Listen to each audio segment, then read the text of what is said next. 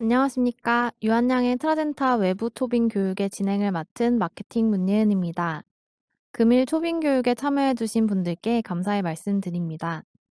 이번 트라젠타 외부 토빙 교육은 한정열 내과의원의 한정열 원장님께서 강의해 주시겠습니다. 강의 중 질문이 있으신 분들께서는 Q&A 창에 올려주시면 강의 종료 후에 답변 드리겠습니다. 한정열 원장님께서는 전남의대를 졸업하시고 1차 의료학회 회장, 광주 전남내과의사회 학술부회장을 역임하셨으며 현재 한정열 내과의원 원장님으로 계십니다. 또한 원장님께서는 월요내과의사회와 1차 의료학회 회장 등 활발한 학회 활동을 하고 계십니다. 그럼 이제 원장님을 자리로 모시고 강의를 시작하도록 하겠습니다. 원장님 강의 부탁드리겠습니다. 세상에서 가장 좋은 비타민은 열정이라고 합니다. 항상 열정이 넘치는 원장 한정열입니다. 반갑습니다. 오늘 여러분들을 모시고 트라젠타 10주년 강의를 맡게 돼서 매우 기쁘게 생각합니다.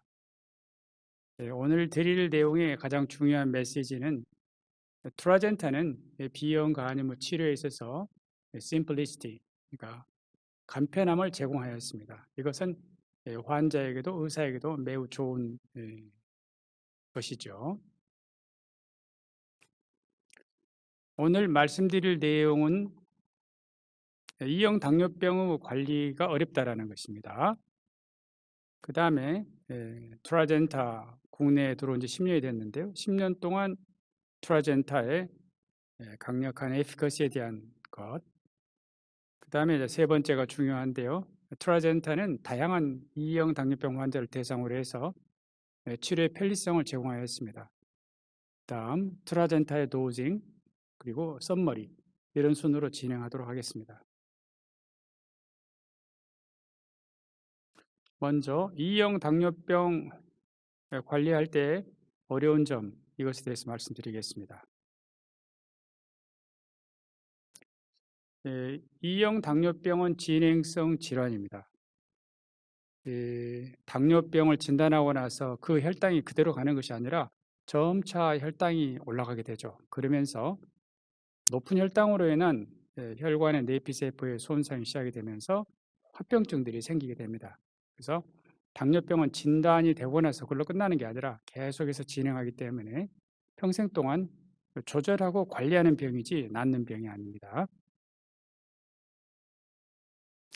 사실 내과의 질환들은 전부 다 진행하는 질환들입니다. 고혈압, 당뇨, 고지혈증, 이것뿐만 아니라 전립선 비대증, 초원식 COPD 등 많은 질환들이 전부 다 진행하는 질환들입니다. 그러므로 관리가 필요하죠. 자, 당뇨병에서 보면은 당뇨병을 진단하기 그 전부터서 대개 한 10년 전부터서 인슐린 저항성이라는 게 이렇게 증가를 하게 됩니다. 그리고 당뇨가 진단되고 나면 인슐린 그 저항성은 더 올라가지는 않고요. 되게 그대로 유지하게 됩니다. 그 다음에 이런 인슐린 저항성을 극복하기 위해서 췌장의 베타 세포, 인슐린 분비 세포의 기능이 점차 이렇게 기능이 점차 떨어지게 됩니다.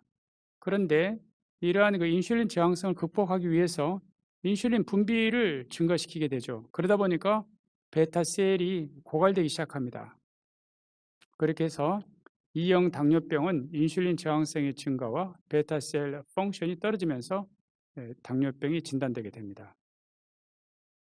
인슐린 저항성이라는 것은 조금 어려운 개념일 텐데요. 혈액에 인슐린이 똑같은 양이 있어도 인슐린이 작용을 못하는 것입니다. 인슐린의 작용은 혈액 속에 있는 포도당을 특히 이제 근육 속으로 이렇게 잡아당기는 역할을 해야 되는데 인슐린이 있음에도 불구하고 그 일을 못하는 것을 인슐린 저항성이라고 합니다. 인슐린 저항성의 증가와 더불어서 췌장에서 베타셀에서 인슐린 분비가 떨어지면서 두 가지가 합쳐져서 당뇨병이 진단이 되게 됩니다. 여기서 보면은 당뇨병이 진단되기 그 전부터서 대혈관 합병증은 시작이 되고 있는 것입니다. 그 다음에 진단되고 나서부터서 미세혈관 합병증이 시작이 됩니다. 그러므로 당뇨를 우리가 아무리 잘 조절한다 하더라도 대혈관 합병증을 예방하기는 어렵죠.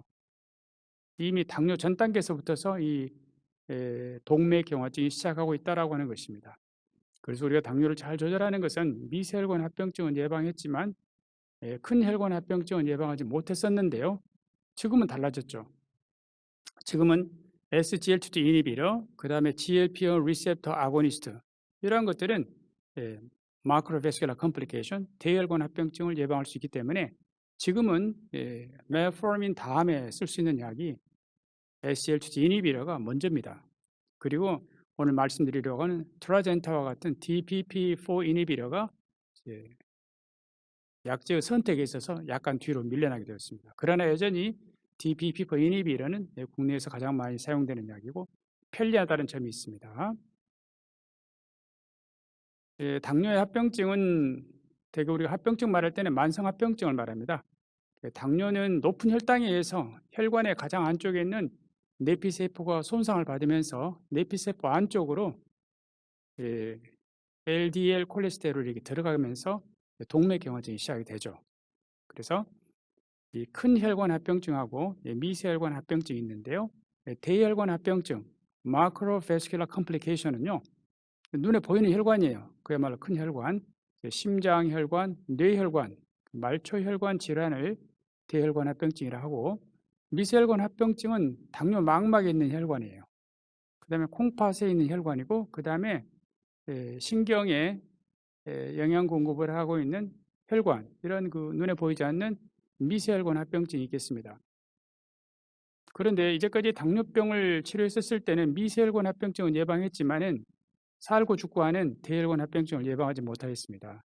바로 이 대혈관 합병증을 예방할 수 있는 약제가 엠파글리플로진, 자디안과 같은 SGLT2 이니비터입니다. 그래서 지금은 SGLT2 이니비터가 그런 면에 있어서 매우 중요하고요. DPP-4 이니비터는 기존의 약제 대비 이러한 대혈관 합병증을 증가시키지 않는다는 것이죠. 당뇨 환자가 죽는 것은 바로 이 대혈관 합병증 때문에 죽는 것이고 당뇨 환자의 삶의 질이 떨어지는 것은 이 미세혈관 합병증 때문에 삶의 질이 떨어집니다. 자, 이형 당뇨병을 치료할 때 혈당만 보고 치료하는 것은 아닙니다. 전체적으로 검사하고 전체적으로 평가한 다음에 통합적으로 치료하게 됩니다. 왜냐하면 당뇨 환자들은 여러 가지 그 동반 질환이 많습니다.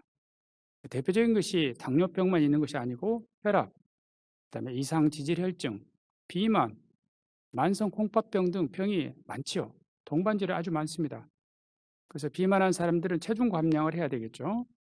그다음에 약이 많다 보니까 폴리파마시, 약이 많다 보니까 드러그 인터랙션, 약 간의 상호작용도 생각해야 되고 약이 너무 많다 보니까 환자의 치료 충실도가 떨어질 수 있습니다.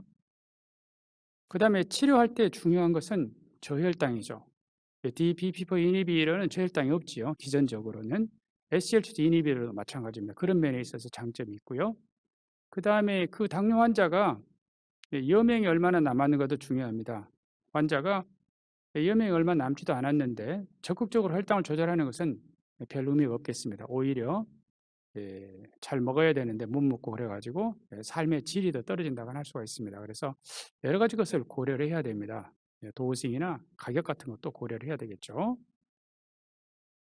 이번에 이제 두 번째로 트라젠타, 트라젠타의 스트롱한 에피커시에 대해서 보도록 하겠는데요. 임상 연구는 뒤편에 나오고요. 2012년도에 국내 트라젠타가 출시가 되었습니다. 그리고 이러한 연구들이 있고 나서 제일 중요한 것은 2019년도에 CVOT, Cardiovascular Outcome Trial, CVD가 있는 환자를 대상으로 하거나 CVD의 위험성이 높은 환자군을 대상으로 해서, 즉 Cardiovascular Disease, 심혈관 질환에 대한 위험성이 높은 환자군을 대상으로 해서 한 연구가 CVOT로 중요한 연구로 카멜리나, 카롤리나 연구가 있습니다. 그리고 이제 리얼 월드 데이터가 쌓이게 되고 2022년도에 트라젠타가 이제 10년을 맞이하게 되었습니다. 트라젠타는 다양한 2형 당뇨병 환자에 있어서 치료할 때 아주 편리함을 제공하였는데요. 그중에 가장 중요한 것은 당뇨 환자들을 이렇게 살펴볼 때 제일 많이 생기는 부작용이 바로 만성 공파병입니다. 그다음이 하트 페일리어거든요. 아무런 합병증이 없는 당뇨 환자들을 우리가 관찰할 때 제일 많이 생기는 것이 만성 콩팥병입니다. 만성 콩팥병이 있다 하더라도 그쪽 부분에 대해서는 신경 쓰지 않고 트라젠타 용량의 조절 없이 쓸 수 있는 것이 이 약의 장점입니다. 그래서 simplicity, 단순함, 이것이 트라젠타의 아주 중요한 장점입니다. 자, 트라젠타를 고위험군, 심혈관 질환 고위험군에게 투약한 그런 임상을 보도록 하겠습니다. 이 연구는 CVOT는요, Cardiovascular Outcome Trial, 두 개의 연구가 있는데요. 카멜리나하고 카롤리나 연구가 있습니다. 카멜리나 연구는 약 2년 정도 7,000명을 대상으로 해서 심혈관 질환이 있거나 그러면서 만성 콩팥병을 동반하는 환자 또는 만성 콩팥병을 가지고 있는 환자를 대상으로 한 연구가 카멜리나 연구입니다. 그것은 위약 대조 연구이고요. 카롤리나 연구는요, 글리메피라이드라고 하는 설폰 요소제하고 액티브 컴페레이트하고 비교한 연구가 되겠습니다.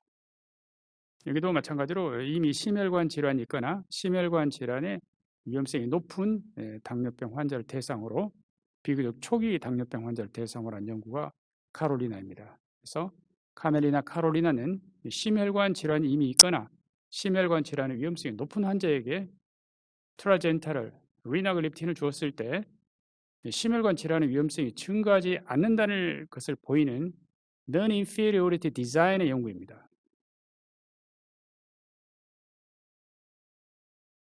이 카멜리나 연구의 스터디 디자인을 보면은요, 이미 심혈관 질환이 있거나 그러면서 CKD를 동반하는 환자 또는 CKD를 가지고 있는 환자들을 대상으로 해서 한 구는 리나글립틴, 트라젠타를 쓰고 한 구는 플래시보, 유약을 쓰는 것이죠. 그리고 스탠다드 오브 케어는 기존의 치료를 하는 것이죠.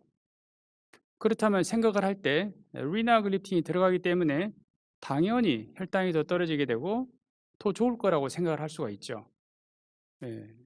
그렇기 때문에 이 스탠다드 오브 케어를 매칭 플래시보, 위약군에서는 약량을 올리거나 DPP4 이니비터가 아닌 다른 약제를 사용을 해서 두 군간에 위약이라고 되어 있지만 실제로는 위약이 아니고요. 스탠다드 오브 케어 양을 올리거나 DPP4 이니비터를 제외한 다른 약제를 추가적으로 넣으면서 양 군간에 혈당의 차이가 없음에도 불구하고 리나글립틴을 투여했었을 때 심혈관 질환의 위험성이 증가하지 않는다. 이걸 보이는 연구가 바로 카멜리나 연구입니다. 이렇게 연구를 하게 되는 이유는 뭐냐면은 2008년도에 로지글리타존 아반디아라는 약이 있었죠. 아반디아를 사용하게 되면요 혈당이 잘 떨어집니다. 혈당이 잘 떨어지는데 이상하게 아반디아를 사용한 군에서 심근경색이 더 많았습니다. 혈당도 더 잘 떨어지는데.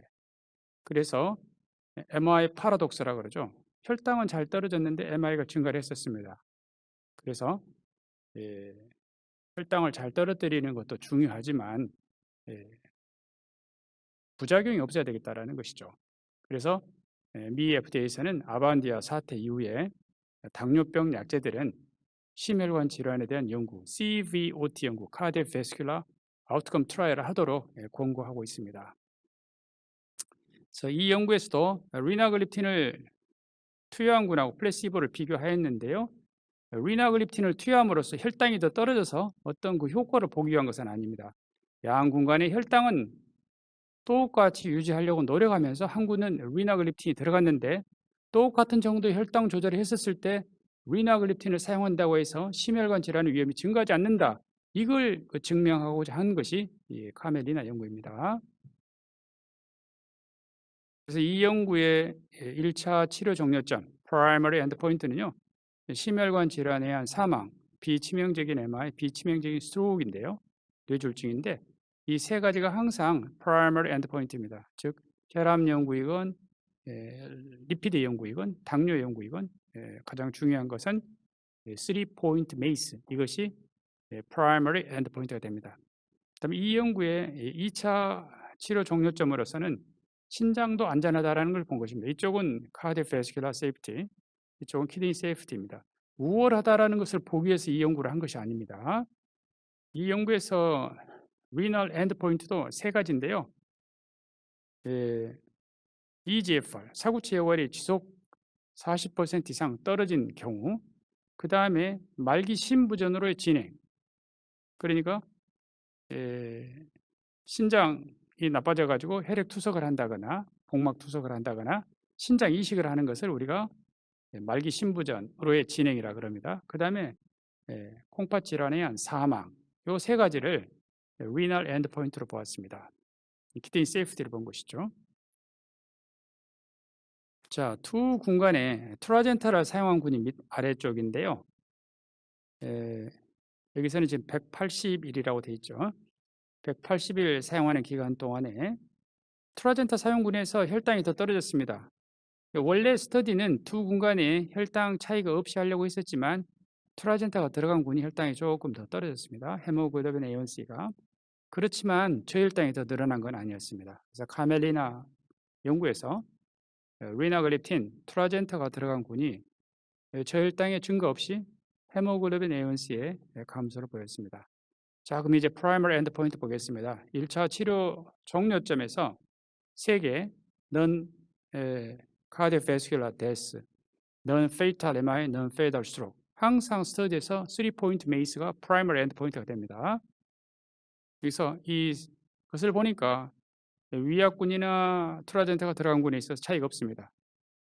그 다음에 각각의 엔드포인트, 세퍼레이트 엔드포인트에서 심혈관 질환에 의한 사망, 비치명적인 심근경색, 비치명적인 뇌졸중 모두 다 통계적인 차이가 없어서 리나글립틴이 당뇨 치료에 들어간다 하더라도 심혈관 질환의 위험성이 없다라는 것을 보여준 것이죠. 이게 이 스터디의 프라이머리 엔드포인트인데 이 프라이머리 엔드포인트를 잘 충족시켰습니다. 그 다음에 이제 세컨더리 엔드포인트죠. 리널 엔드포인트에서 말씀드린 그 세 가지가 있었죠.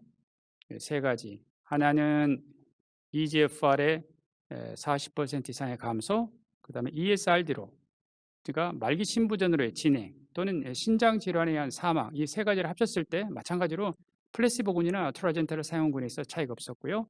이것은 나이하고도 상관이 없었습니다. 그래서 신장에도 안전하다라는 것을 보여준 것입니다. 카멜리나 연구에서. 이번에는 하트 페일리어에 대한 건데요. 심부전에 의한 입원을 증가시키지 않았습니다. DPP4 이니비터가 국내에 9가지가 있습니다. 그중에서 CVOT, Cardiovascular Outcome Trial한 약제는 4가지가 있습니다. 그래서 제일 먼저 나온 것이 세이버인 S자는 삭사글리틴이죠. 하트 페일리어 하스피탈리제이션 증가했습니다. 이상하게도. 그다음에 익세민 연구는 알로그립틴인데요. 역시 증가하는 경향을 보였습니다. 이를 거치고 있기 때문에 경향을 보인 거죠. 시타글립틴은 1입니다. 그래서 하트 페일리어가 증가하지 않았는데요. 카멜리나에서 리나글립틴은 감소하는 경향을 보였습니다. 통계적으로 감소한 건 아니었습니다. 그래서 다른 DPP4 이니비터보다는 하트 페일리어에 대해서 더 안전한 약제라는 것을 알 수가 있습니다. 자, 이러한 것은 나이에 관계없이 하트 페일리어 하스피탈리제이션, 심부전에 의한 입원을 감소시킬 수가 있었습니다. 감소시키는 경향을 보였습니다. 즉 심부전의 위험성을 증가시키지는 않았다 그 말입니다. 말씀드리면 심혈관 질환, 그 다음에 신장에 대한 것, 그 다음에 하트 페일리어 하스피탈리제이션에 대한 모든 것이 안전하다라는 것을 보여준 것이 바로 카멜리나 연구입니다. 이번에 이제 카롤리나 연구입니다. 이 카롤리나 연구도 보여준 것처럼 심혈관 질환의 위험성이 높은 2형 당뇨병 환자를 대상으로 하였습니다. 역시 이미 심혈관 질환이 있거나 심혈관 질환에 대한 위험 인자를 가지고 있는 환자를 대상으로 연구를 하였습니다. 그 연구를 대상으로 해서 한 군은 스탠다드 오브 케어의 리나글립틴, 또 한 군은 스탠다드 오브 케어의 글리메피라이드를 사용을 하였습니다. 그래서 기존에 사용되고 있던 이 설폰 요소제하고 비교를 한 것이죠. 우리 생각에는요, 설폰 요소제가 DPP4 이니비터에 비해서 더 강력하다라고들 생각하죠. 왜냐하면 저혈당을 더 잘 일으키기 때문에 그렇게 생각을 하는데요. 결과를 보도록 하겠습니다. 이 연구에서도 3포인트 메이스는요. 아까 말씀드린 것처럼 세 가지 심혈관 질환에 의한 사망, 비치명적인 심근경색, 비치명적인 뇌졸중 이 세 가지가 항상 프라이머리 엔드포인트로 3포인트 메이스라고 합니다. 메이스는 Major Adverse Cardiovascular Event 이니셜을 딴 것입니다. 자, 그러면 설폰 요소제하고 트라젠타 간의 이 연구에 있어서 약 6년 정도 한 연구죠. 여기서 보면 헤모글로빈 A1C의 변화가 두 군간에 차이가 없습니다. 우리 생각과 다르게 DPP4 이니비의 혈당 강화 효과는요. 설폰 요소제만큼 강합니다. 그러니까 설폰 요소제를 쓰고 있는 사람들은 DPP4 이니비로 약을 바꿔주면 좋겠죠. 왜냐하면 저혈당이 없으니까요. 설폰 요소제처럼 체중 증가도 없거든요. 그래서 지금은 설폰 요소제는 SGLT2 이니비러, 그다음에 DPP4 이니비러 그 다음으로 지금 내려가 있죠. 권고 등급에 있어서.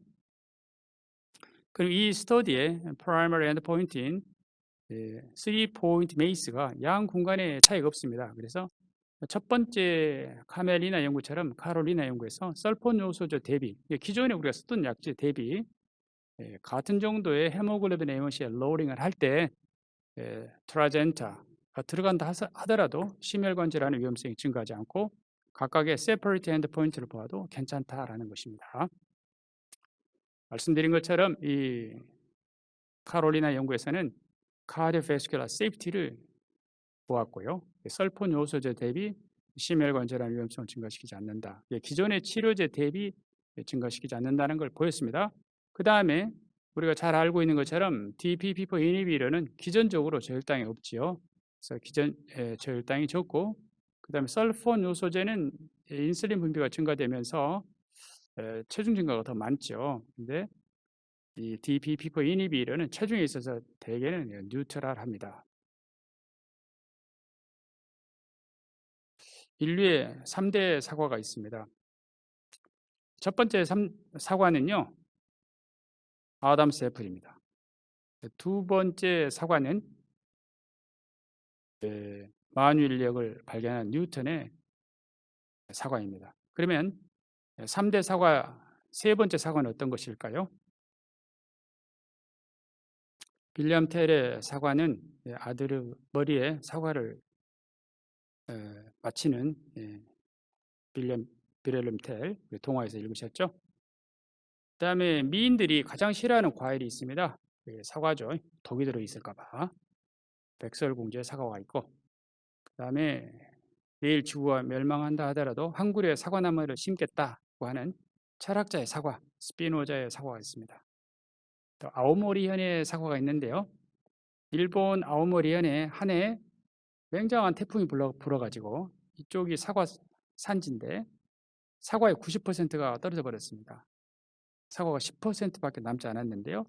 아오모리현 사람들이 이 사과는 어떠한 어려움에도 절대 떨어지지 않는 사과다 해가지고 합격 사과라 해가지고 그에 내놨더니 수험생들이 그걸 10배가 되는 가격임에도 불구하고 다 샀다 그래요. 그래서 떨어진 90%를 보지 않고 떨어지지 않은 10%를 보라. 이것이 바로 아오모리현의 사과입니다. 제가 원하는 답은 5번입니다. 스티브 잡스의 애플입니다. 인간관계를 연결한 사과죠. 자, 최초의 3D 애니메이션 무비는 어떤 것일까요? 저는 여기에 나온 그 애니메이션 무비를 다 보았는데요. 애니메이션 무비를 보다 보면 음악이 재밌잖아요. 그래서 제가 아마 애니메이션 무비를 좋아한 것 같아요. 저는 아직도 동심을 가지고 있나 봅니다. 자, 최초의 3D 애니메이션 무비는요. 토이스토리입니다. 토이스토리는 스티브 잡스가 만들었죠. 스티브 잡스가 픽사라는 애니메이션 회사를 만들고 처음으로 만든 것이 토이스토리입니다. 스티브 잡스는 우리에게 애플 스마트폰만 주고 간 것이 아니라 애니메이션 무비도 우리에게 선물해 줬습니다. 자, 그 중에서 인어공주 많이들 보셨을 거예요. 인어공주에서 오리지널 사운드 트랙으로 가장 유명한 곳이 거기 이 아래에 있는 빨간 가재가 부르는 언더 더 씨입니다. 언더 더 씨. 가장 유명하죠, 이 노래가. 그래서 퀴즈를 하나 내보려고 합니다. 인어공주가 화장실에서 일을 보고 있었습니다. 어떤 매너 없는 사람이 노크도 없이 화장실 문을 확 열었습니다. 인어공주가 한 말이 뭘까요? 안 닫아 씨 였습니다. 저는 착한 문제 출제자입니다. 정답을 이렇게 보여드렸습니다. 자, 이번에는 만성 콩팥병이 있는 환자에 있어서 트라젠타의 효과 안전성인데요. 만성 콩팥병 그러면은요, 콩팥병이 진행해서 그 사람이 사망에 이르는 경우는 드뭅니다. 즉, 이분이 콩팥이 많이 나빠져서 신질환에 의한 사망이 오기 전에 심혈관 질환에 의해서 사망을 하는 것이죠. 그러므로 만성 콩팥병이 있는 사람들은 심혈관 질환의 고위험군입니다. 이번에는 만성 콩팥병을 가지고 있는 고위험군 환자에서 트라젠타의 효과와 안전성에 대해서 알아보도록 하겠습니다. 삼상 임상 연구에 들어있던 2,200명 당뇨병 환자를 대상으로 분석을 하였습니다. 세 개의 군으로 나누었죠. 최근에는 이제 콩팥을 평가할 때 크레아치닌으로 평가하지 않고 사구체 여과율로 평가합니다. EGFR로 평가하는데요. 이것은 이제 크레아치닌을 구하게 되면은 EGFR을 우리가 구할 수가 있습니다. 쉽게. 그래서 사구체 여과율 90 이상, 60에서 90 사이, 30에서 60 사이에서 EGFR에 따라서 리나글립틴의 효과 완전성을 본 것입니다. 30에서 60 사이를 우리가 moderate CKD라고 그러죠. 중등도 CKD. 60에서 90은 mild CKD입니다. 그다음에 이 연구는요. 조금 전에 말씀드렸던 카롤리나 카멜리나 연구는요. CVOT 연구이기 때문에요. 양군 간의 혈당의 차이가 없도록 만든 것입니다. 그리고 나서 안전하다는 것을 증명한 연구인 반면에 이러한 연구들은요. 트라젠타를 넣었을 때 효과적이고 안전하게 혈당을 떨어뜨린다는 것을 본 연구입니다. 두 군간의 혈당을 맞추는 연구가 아니라 이렇게 해보니까 신기능이 정상이건 마일드이건 모더리티이건 혈당 헤모글로빈 A1C의 로링이 비슷하다라는 것을 알 수 있죠. 그래서 신기능에 관계없이 혈당을 잘 떨어뜨립니다를 보여준 것입니다. 대개 DPP4 이니비터의 혈당 강화 효과는요. 0.5에서 0.8 사이입니다. 자디안과 같은 것은 0.5에서 1 사이입니다. 그러니까 SGLT2 이니비터가 DPP4 이니비터보다도 약간 더 혈당을 더 잘 떨어뜨립니다. 그러면 효과도 좋지만 부작용 면에서 어떠느냐 보니까 이 normal, mild, moderate한 CKD 환자에 있어서 이상 반응이 차이가 없었습니다. 그래서 안전하게 혈당을 떨어뜨릴 수 있다는 것을 보여준 것입니다. 그러니까 콩팥 기능에 관계없이 효과적으로 안전하게 혈당을 떨어뜨립니다라는 것이죠. 그리고 트라젠타의 가장 대표적인 연구 CVOT 연구인 카멜리나 연구는요. 100%가 신장 질환이 있는 환자에 있었습니다. 그래서 ASCVD 심혈관 질환이 있는 사람이 CKD를 동반한 경우 또는 CKD가 있는 환자를 대상으로 한 연구였기 때문에 약 7,000명이 신기능에 이상이 있는 사람들을 대상으로 한 연구죠. 그래서 이 연구에서 아까 말씀드린 것처럼 renal endpoint는요. 세 가지를 봅니다. EGFR의 감소, 그 다음에 말기 심부전으로의 진행, 그리고 신장 질환에 의한 사망, 이 세 가지를 묶어서 renal endpoint를 보는데 여기에 있어서 말씀드렸던 것처럼 위약군하고 차이가 없었습니다. 각각의 separate endpoint에서도 차이가 없어서 만성 콩팥병 환자에 있어서 트라젠타는 사용할 때 위약군만큼 안전하다라는 것을 알 수가 있습니다. 조금 전에 말씀드린 것은 만성 콩팥병이 있는 환자라 하더라도 트라젠타를 사용할 때 안전하게 효과적으로 헤모글로빈 A1C를 감소시킬 수 있다라는 것을 보여드렸습니다.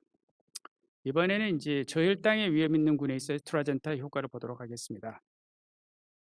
일본 당뇨병 환자를 대상으로 한 연구에서 보게 되면은요, 여기 보인 것처럼 인슐린, 메포르민, 알파글루코시데이스 이니비르를 사용한 환자들을 대상으로 한 군은 리나그립틴, 한 군은 약을 사용하지 않는 것이죠. 플래시보를 투약하면서 보았습니다. 자, 여기는 이 연구에 인클루전된 환자들의 특성을 보면은요, 나이가 71세입니다. 나이가 많죠. 나이가 많으면 저혈당 위험이 높습니다. 당뇨 유병 기간이 길면 또 역시 저혈당 위험이 높습니다. 그 이유는 나이가 많으면요, 저혈당 무인지증이 있습니다. 혈당이 떨어지면 젊은 사람들은 식은땀도 나고 허기지는데요, 나이가 들면 그러한 그 증상이 없어요.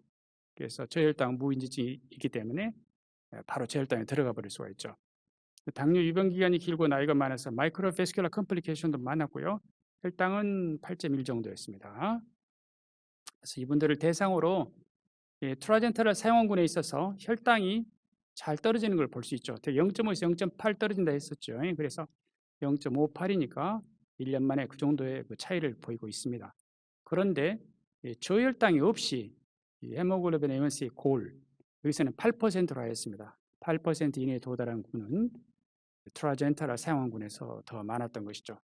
그래서 트라젠타는 나이가 많은 저혈당의 위험이 많은 군에서 혈당을 떨어뜨리지만 저혈당 없이 목표 당화혈색소에 더 잘 도달할 수 있다는 것을 보여줄 수 있습니다. 그래서 노인 환자에게서도 안전하게 트라젠타를 사용할 수가 있습니다. 또 다른 연구인데요, 65세 이상이니까 역시 마찬가지로 저혈당의 위험이 높은 군들이죠.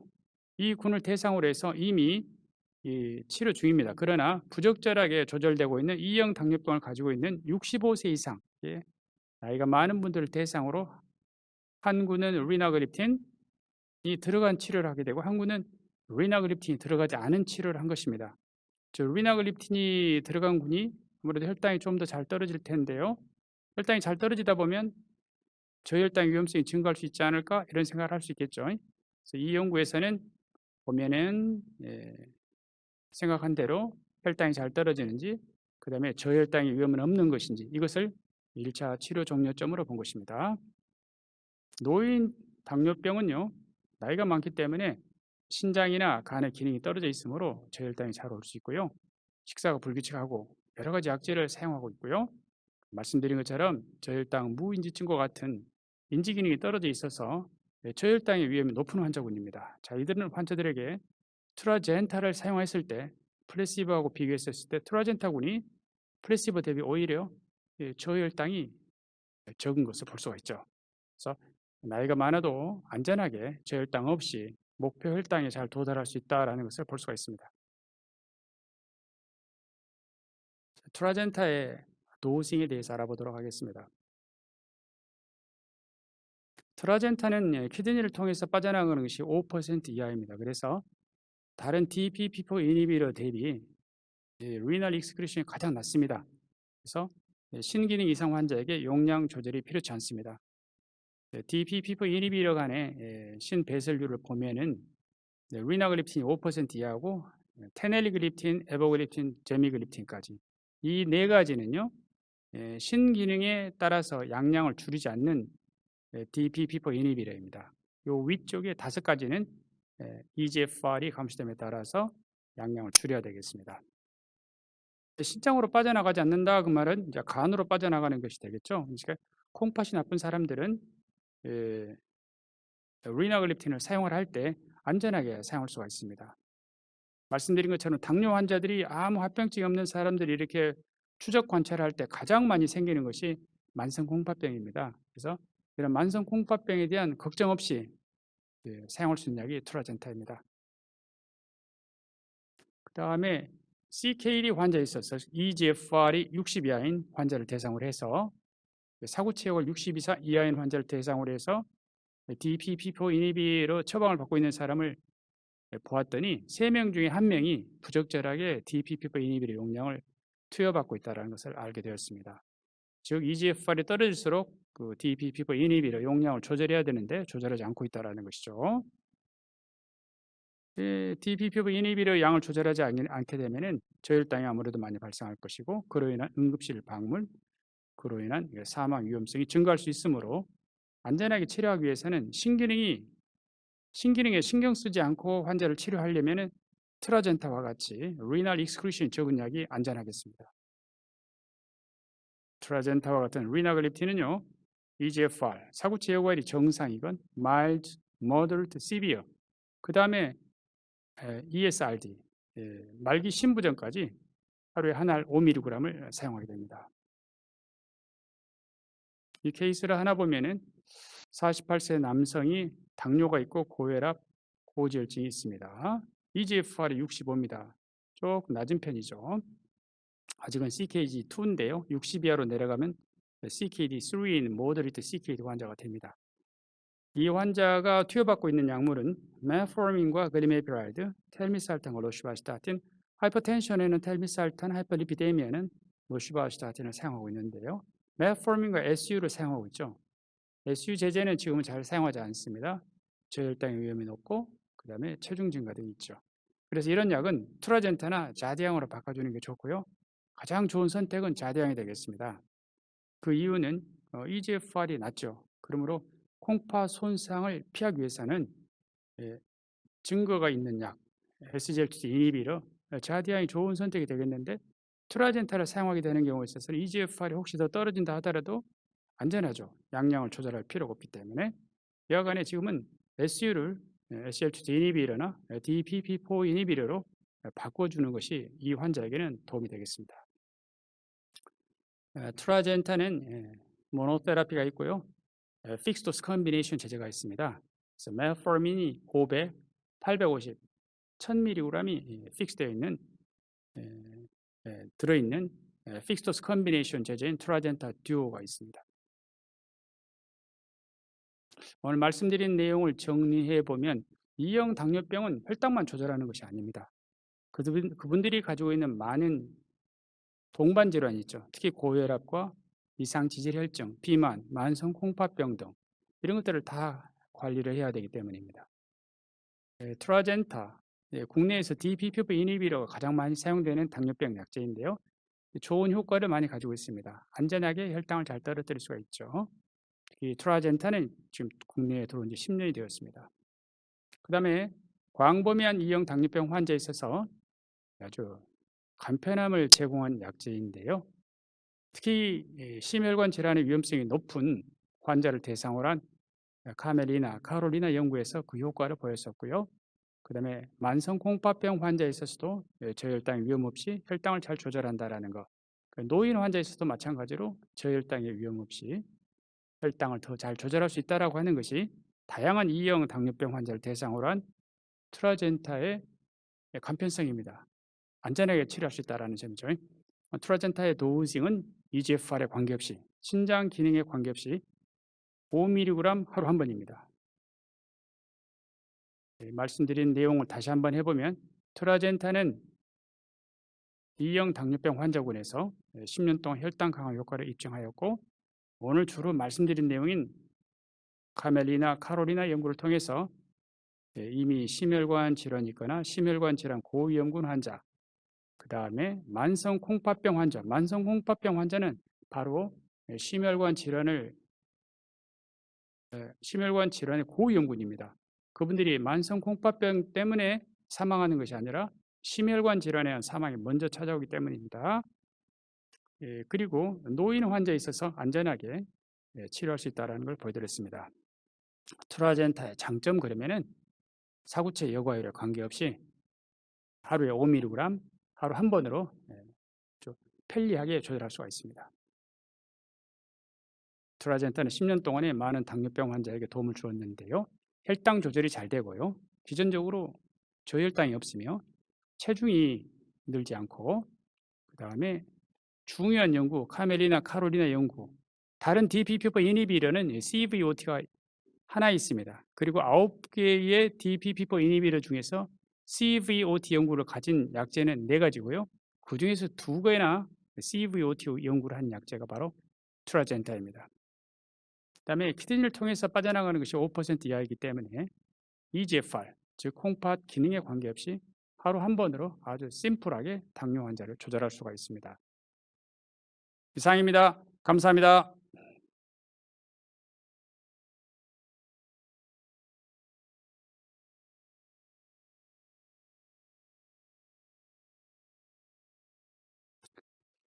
DPP4 이니비터는 부작용이 적다고 알려져 있긴 하지만 원장님께서 생각하시는 DPP4 이니비터의 주요 부작용과 이를 매니지하신 경험이 있을까요?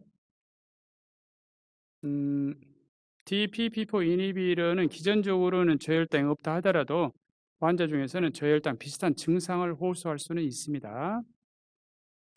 뭐 그런 정도이고, 실제로 DPP4 이니비터를 사용하면서 무슨 간독성을 경험했다던가, 그렇지 않으면 사실 DPP4는 굉장히 안전합니다. 아까 말씀드렸을 때는 콩팥의 기능에 따라서 DPP4 양을 줄여야 되는데요. 혹시 모르고 줄이지 않는다 하더라도 부작용이 매우 적은 것으로 되어 있습니다. 특히 트라젠타 같은 경우에서는 굉장히 많은 양을 모르고 먹는다 하더라도요, 안전한 약으로 되어 있습니다. 그래서 DPP4 이니비터는 장점이 부작용이 없답니다. 대신에 SGLT2 이니비터는 장점은 많은데요, 간혹 부작용이 있는 환자들이 있습니다. 그래서 편하게 쓰기는 DPP4 이니비터가 편하고요. 특히 올드 에이지에서 가이드라인에서 권고하기는 심혈관 질환의 CVOT에서 좋은 연구를 보였던 SGLT2 이니비터를 1차 약으로 선택하고 있습니다. 특별히 부작용 없습니다. DPP4 이니비터하고 컨비네이션 된 다른 약제 때문에 부작용이 더 생기는 것입니다. 원장님께서는 DPP4 이니비터, SGLT2 이니비터 처방 환자 구분을 어떻게 하고 계신지 궁금합니다. 자디양이 좋은 약제이지만 모든 환자에 쓰기엔 제한이 있는지라 어떨 때 트라젠타를 쓰는 것이 더 좋은지 궁금합니다. 이거 좋은 질문입니다. 우선은 당뇨 환자가 있다 그러면은 메포르민 다음에 먼저 사용하는 것은 자디양이다 이렇게 생각을 하시면 됩니다. SGLT2 이니비터다.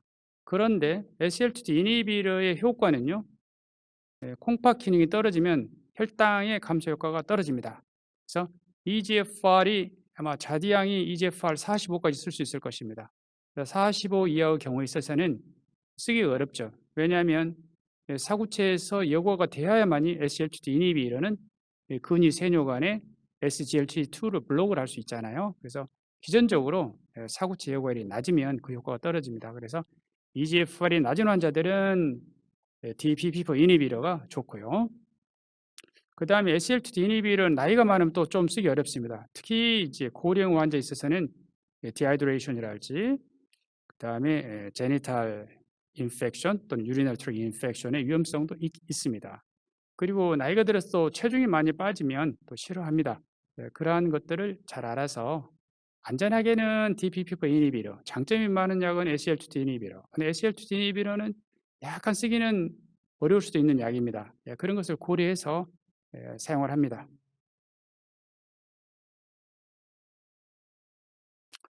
원장님 좋은 강의 감사드립니다. 원장님께서 DPP4 억제제 중 트라젠타를 포함한 4가지 약제 외에는 EGFR 수치에 따라서 그렇죠, 용량 조절을 해야 한다고 말씀 주셨는데요. 병원가에서 당뇨 환자를 보실 때 실제로 EGFR 검사를 얼마나 자주 하시는지 궁금합니다. 당뇨 환자들은 쉽게 신장 기능이 저하되기도 하니 자주 하실 것 같은데, 그렇다면 EGFR 수치에 따라서 용량 조절을 해야 하는 타약제에 비해서 저희 트라젠타 편리한 도우징이 처방 선택에 큰 이점으로 작용할 듯한데 원장님께서는 어찌 생각하신가요? 맞습니다. DPP4 이니비터 중에서 말씀드린 트라젠타, 그리고 테넬리아, 테넬리글립틴, 에포글립틴, 그리고 또 하나가 제미글립틴, 이런 약제들은 용량을 조절할 필요가 없습니다. 그래서 편하기 때문에 이런 약제들이 아마도 선생님들이 많이 처방하는 약제일 것입니다. 특히 그 리널 펑션에 대해서 관심이 좀 덜한 내과 선생님을 제외한 다른 선생님들께서는 아마도 DPP4 이니비터를 더 안전하게 사용하기 위해서 더 선호하실 것으로 생각합니다. 그다음에 당뇨 환자에 있어서 eGFR을 계산하기 위한 크레아틴 측정, 소변에서 UACR, 유리너리 알부민 크레아틴 레이시오를 검사하는 것은 굉장히 중요합니다. 왜냐하면 당뇨 환자들에 있어서 가장 많이 생기는 합병증이 바로 CKD입니다. 당뇨 환자의 30% 이상이 이미 그 합병증을 가지고 있거든요. 그러므로 환자의 콩팥을 생각한다면 SGLT2 이니비터를 먼저 선택을 해야 됩니다. 그리고 그런 거 좀 어렵다 그러면은요, 트라젠타를 사용하게 되면은 신장 기능에 상관없이 환자에 해를 주지는 않습니다. 그러면서 혈당을 잘 떨어뜨릴 수가 있겠습니다. 그래서 가장 리널 임페이먼트에 상관없이 사용할 수 있기 때문에 큰 장점이 바로 트라젠타의 장점입니다.